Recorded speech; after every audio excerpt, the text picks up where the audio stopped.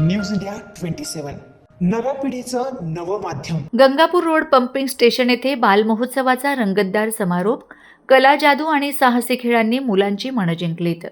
Gangapur road येथील pumping station परिसरात 7.5 acre क्षेत्रात उभारण्यात आलेल्या हिंदू हृदय सम्राट बाळासाहेब ठाकरे स्मृती उद्यानात इतिहास, कला, साहस आणि शिक्षणाचा संगम साधणारा बालमहोत्सव उत्साहात पार पडला। या उद्यानाच्या विकासासाठी शिवसेना उपनेते अजय बोरस्ते यांनी उपमुख्यमंत्री एकनाथ शिंदे यांच्या नगरविकास खात्याकडून 15 कोटींहून अधिक निधी उपलब्ध करून दिला आहे। अजय बोरस्ते यांच्या संकल्पनेतून आयोजित करण्यात आलेल्या या 3 दिवसीय बाल महोत्सवाचा समारोप कापूस कला वर्कशॉप आणि जादूचे अद्भुत प्रयोग याने रंगला। समारोपाच्या दिवशी लहान मुलांसाठी सर्जनशीलतेला चालना देणारे कापसाच्या विविध कलांचे प्रशिक्षण देण्यात आले। यासोबतच प्रसिद्ध जादूगार हे सरकार यांच्या जादूच्या प्रयोगांनी मुलांना मंत्रमुग्ध केले। या बाल महोत्सवात केवळ नाशिक शहरातूनच नव्हे तर परिसरातील हजारो मुलांनी सहभाग घेतला।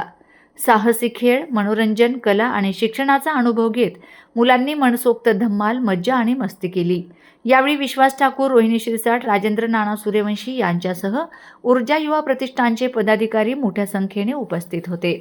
बालमनाच्या सर्वांगीण विकासासाठी उपयुक्त ठरणारा हा उपक्रम नागरिकांच्या विशेष कौतुकास पात्र ठरला। अत्यंत पवित्र प्रांगणात उभा आणि यात कुठेही आपल्याला वंदनीय बाळासाहेबांचा पुतळा दिसणार नाही, परंतु बाळासाहेबांना प्रेरित असलेला तरुण, बाळासाहेबांना प्रेरित असलेली विचारसरणी, त्या विचारसरणीचा तरुण घडवण्याचं काम हे स्मारक करणार आहे। या स्मारकात आपण बघितलं तर उजव्या हाताला मोठी एक कलादालन आहे, ज्यामध्ये नाशिकच्या कलावंतांना त्यांनी केलेले जे काही चित्र असतील, शिल्प असतील, ते मांडण्यासाठी हक्काचं व्यासपीठ आहे।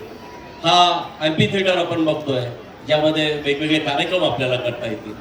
बाळासाहेब म्हणजे साहस, डेअरिंग, आणि म्हणून महाराष्ट्रातलाच नाही तर आशिया खंडातला हे रोप ॲडव्हेंचर जो आपला जो पार्क आहे हा नंबर 1 आहे। लक्षात घ्या, याला वेगवेगळ्या स्टेजेस आहेत। लहान मुलांपासून मोठ्यांपर्यंत सर्वजण याचा अनुभव घेऊ शकतात। अर्थात लक्षात घ्या, यामुळे माझा एकच उद्देश आहे, इथं आत येताना मुलांनी मोबाईलकडे बघितलं पण नाही पाहिजे आणि मुलं तर सोडाच, पालक पण बघणार नाही, अशी आपण व्यवस्था केलेली आहे।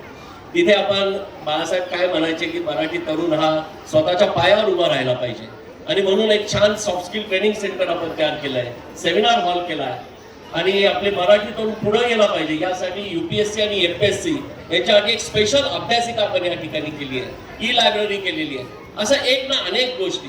हे जे बाजूचं ठिकाण दिसतं, या ठिकाणी आपण बाळासाहेबांचा होलोग्राम करतोय, म्हणजे प्रत्यक्ष वंदनीय बाळासाहेब आपल्याशी बोलतील, त्यांची भाषणं आपल्याला ऐकता येतील, त्याच्याबरोबर फोटो आपल्याला काढता येईल।